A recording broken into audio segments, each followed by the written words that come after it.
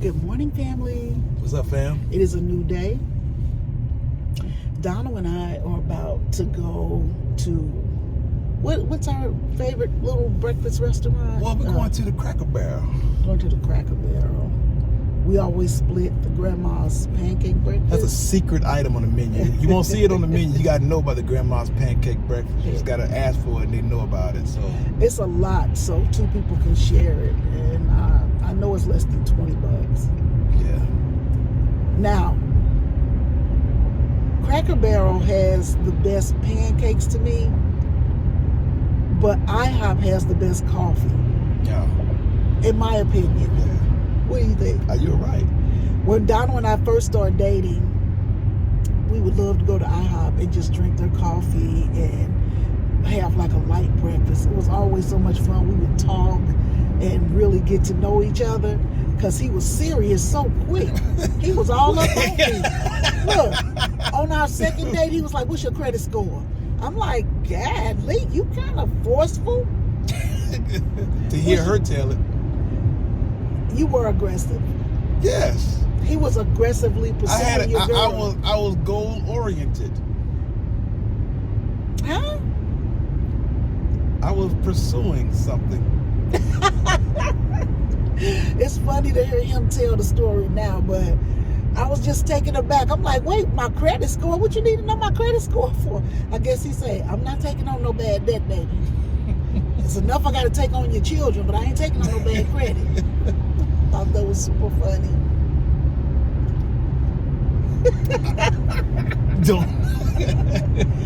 Do you remember that? I do not. You did. I do not. That's why I was sitting here like, He did ask me what my credit score was. That's when I kind of knew he was trying to get serious with me. Because I'm like, that's an odd. I've never had any guy ask me that. But I wasn't a dater either, because all of my relationships have been long lasting. So in my entire life, and this is the truth, I've dated 4 men in my entire life. yeah. 4. That, 1, 2, 3, 4. Yeah. yeah, just 4. I've dated 4 men my entire life. Donald has been the most adventurous. And one thing I know about this man is he gonna take care of Piggy. If he don't do nothing else, he gonna take care of Piggy. That's my goal. She gotta let me though. I know it's hard because Yeah. Last night, it's raining. Y'all know we went to Olive Garden. yeah, I'm like, let me drive you to the door and I'll just find a parking spot and walk. She said, nah, we walk together. And she thinks she's doing me a favor by doing it. No, I want to make sure you're taken care of and you're good. Don't worry about whether I'm good. Don't do me no favor. I'm dropping you off at the door and I'm going to find a parking spot. And then eventually say, you know what? Go ahead and take me to the door. right. Because I was like, you know what? Yeah, take me to the door, please. Come on, Claire, take me to the door. That common sense kicked in. That common sense just that the... No, so, okay, I'm going to tell you why I did that, because when we go, like if he won't go in Home Goods or the at-home store, Kirkland's or nothing like he won't go to those stores with me. No. But I like, because he always likes to drop me off at the door, but then when it's time for me to come out, I don't know where he is. Because like when we were in the truck, it's so big, it's set up, and I can see him. But with these little bitty cars, like right now, we're in a Nissan Versa. We're in a Nissan Versa. Donald bought me. Oh man. First of all, finish your truck story before you go into the Nissan Versa store. I wasn't gonna forget this time. But this car is so small that when he backs it in, he's covered. Like, this is a tiny car. I love this car because I can drive it. But when he backs in, I can't see him. No. Okay. That makes sense. sense. So I have to call, and I'm like, if I text him, he playing chess, so sometimes he don't get the notifications. Right? But that's what I was gonna say about that. That's why I don't like you to drop me off, because if you park, I'll know where you are when I come out, and I don't have to walk through the parking lot or call and do all that other stuff. So that's why I like that better. Okay, got you. But getting back to, Donald bought me a Nissan Versa. When we first came back to the States, we were in Savannah, Georgia, which is Fort Stewart. We were assigned to Fort Stewart. Yeah. Donald bought me a Nissan because he asked me. We were waiting on our car to be shipped to America, and he was waiting on me to. Well, we only had the one car. We only had the one car, but we needed to be a 2-car. But we need to be a 2-car family because Donald would have to go in the midnight hour and get people out of jail or go.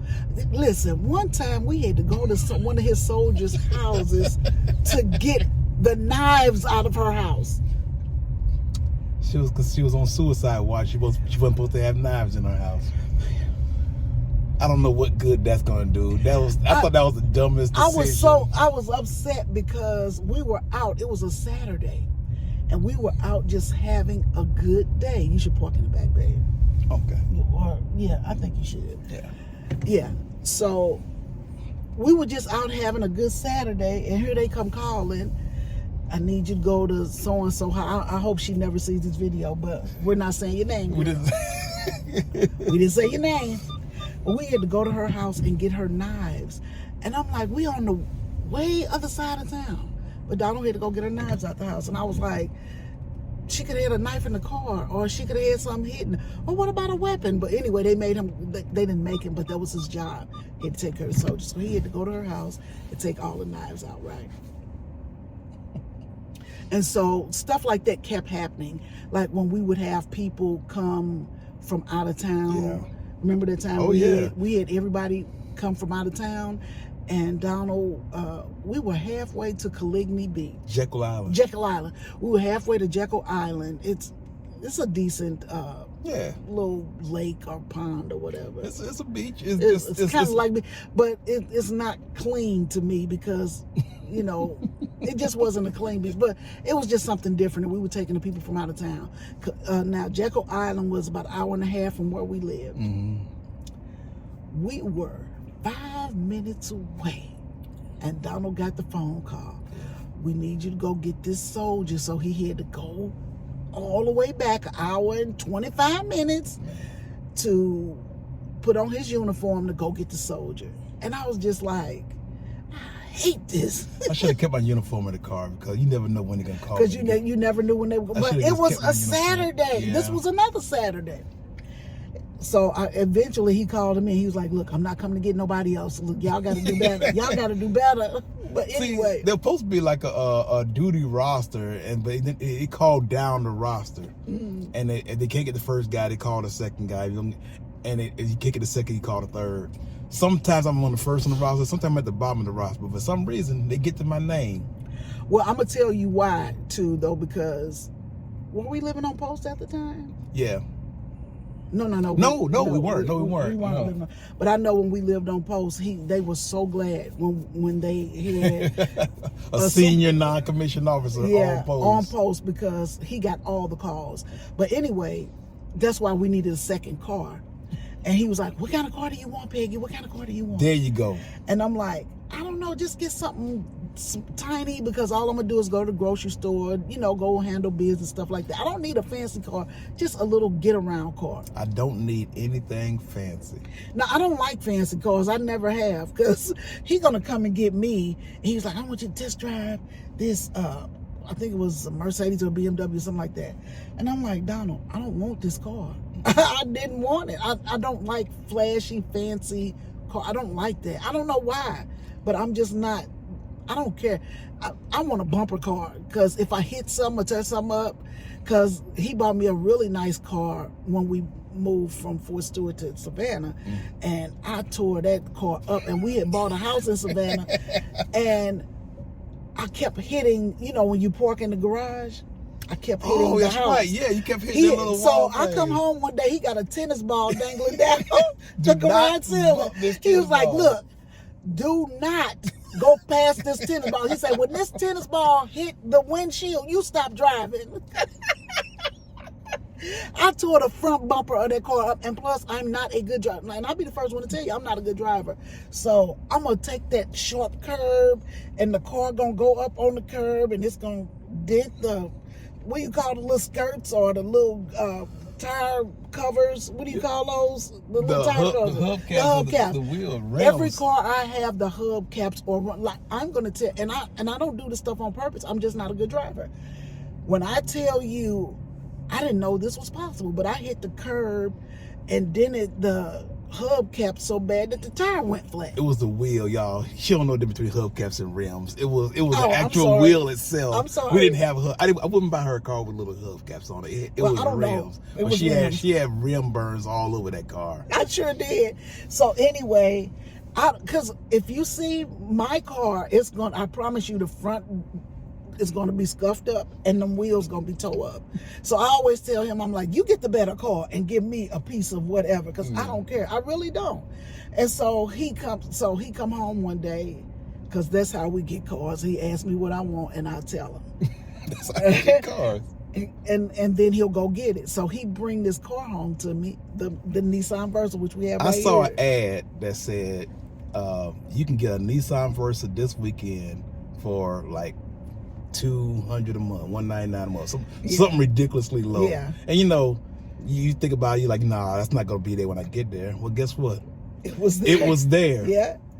So I'm like, shoot. She said, don't get me anything fancy. I didn't want anything fancy because I knew I was gonna mess up. So he gave me the car and I can't drive it because, to me, some Nissans, now he had a Nissan Altima. At one time he had a Nissan Altima and I loved it. It just had too much power for me. But he had a Nissan Altima. Now that steering column wasn't loose, but the Versa, the steering column was loose, and it's like I couldn't get my bearings. I tried to tell him, I said, Donald, there's something wrong with the steering wheel. He didn't believe me, right? So one morning we were parked in the garage. I was in the garage. He was running late, so he just grabbed my car and he was driving to work. And guess what happened? He had a little accident. He had an accident on post because of the steering column. Because of the steering column. I told him something was wrong with that steering column. He didn't listen to me. Something was wrong with that steering column. And they went ahead. I didn't even have that car 2 weeks, and they totaled it out. Totaled it right out. And I'm surprised we still get insurance after that. Because that was, but it was on the military base. It was on the military base. And the guy that he hit, he was like, man, you see all these dents on my car? I can't tell yours from the rest of them. He was like, don't even worry about it. Yeah. So he didn't want to. But his car totaled ours, though. Yeah, his car totaled ours. He had but I was glad because then that's when you got my Nissan Juke. Got the Juke. Now, I loved the Juke. Loved it. And I probably told y'all this story before, but I'm going to tell it again. We get the Juke. I'm loving it. I'm out shopping. I'm putting pictures on Facebook. I'm all happy. I'm like, oh, look, I got my car.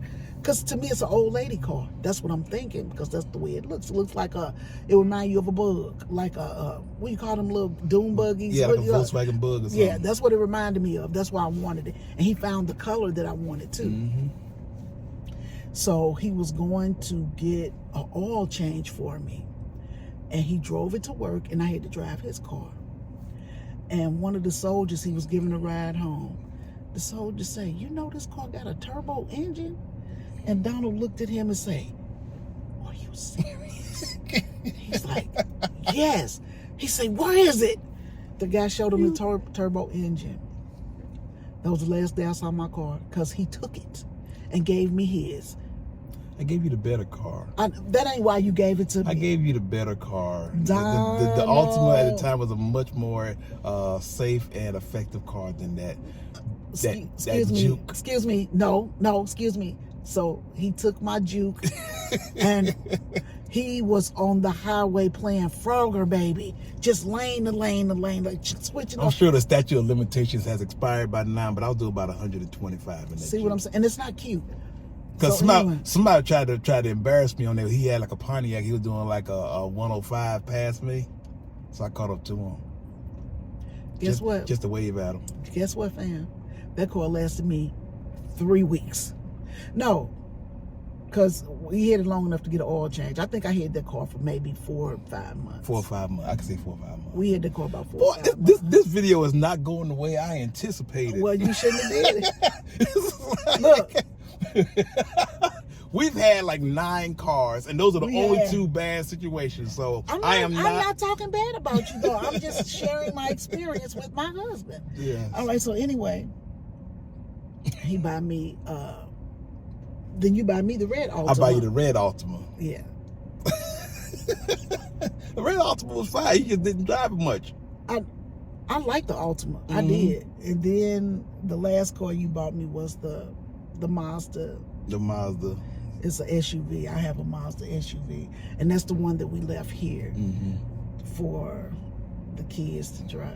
Lord have mercy, Jesus. But anyway, that was the last car I got. So right now we're shopping to get me a car before we get back to Houston. Yeah. So I don't even know. Cars are so expensive. Cars are. And plus, you're going to spend at least 5 hours at the dealership to buy a car. You're going to, even if you take your check in, because that's what we normally do. We'll get pre-approved for the car, and we'll take the check in. And they always want to argue you down. How do y'all handle that? They always want to. One person told us one time, we don't take outside finance, and I'm like, that's bull crap. Yeah. And then they want to say, we could give you a better deal. Yeah, that's a bad deal. We know you got the check, but I promise you we can give you a better deal than what you have right now. I was like, beat it. And they couldn't. I was like, okay, you're going to either give me the car or you're not. I had one dude say he's gonna beat the offer that we got from our bank, and I told him, go ahead and just check. And he ran my credit 13 times to save 1%. I was so mad when I found out what he did. He said, well, you authorized me to check your credit. Yeah, check my credit, not run my credit. Oh my goodness, boy. I had to learn the hard way. Yeah, he was trying his best to get you the best deal. And I'm just like, 13 times. I'm like, we already approved. What you doing, player? That would never happen again. I was a young buyer. That didn't even make sense though. He kept going to every bank trying to save that 1%, trying to get below 5.9. And he found 4.9 after a long try. Anyhow, I don't know how we got on that either. But we're here for breakfast, fam. We are at Cracker Barrel. You gonna bring a little jacket in? Because it might be chilly. I am, because it's always cold. All right, so fam, we will see you in the next clip. All right, fam. All righty.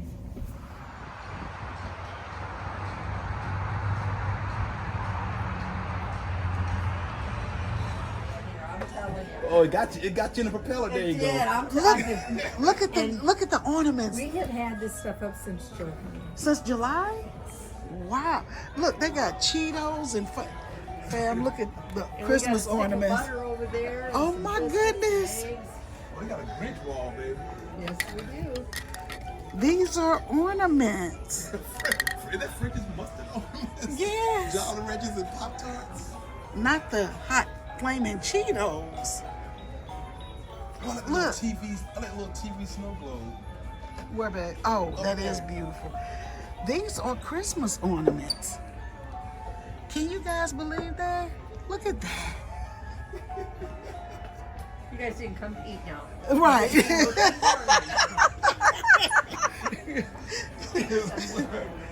They have Christmas up already. Oh my goodness, boy. This is like a Christmas wonderland kind of thing. This is so cute. You gotta go wider on that. Can you squeeze it? Yeah, you gotta go wider on that. Oh Hello. my goodness. All right. I'm getting breakfast eventually. All right.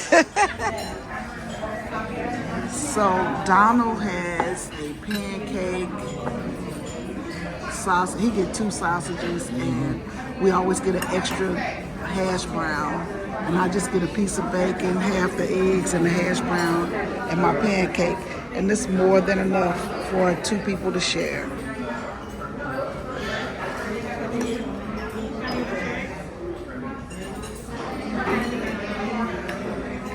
How is it?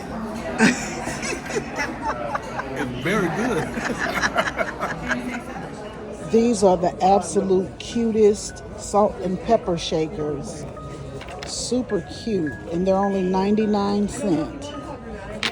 But how cute is that? Is that Tweety Bird Grandmama? No, I think that's Mrs. Claus. But these are super cute, and they are I'm gonna show y'all the price so y'all can see it. If I can get it. So they're 99 cents, but just look how cute that is. Ooh, they got the chocolate claws, Mrs. Claus. I want these salt and pepper shakers. They're only 99 cents. Oh, that's good. All right, family, so we are at a hot air balloon celebration, blow up something. I don't know what it is, but it was really nice to see the young man jump out of the airplane and land. That was pretty cool. That's what Donald used to do when he was in the military. So, yeah, that was pretty cool. So, I don't know what's going to happen next, but we're just going to sit out here and enjoy ourselves, and hopefully it'll be really good. All right, fam.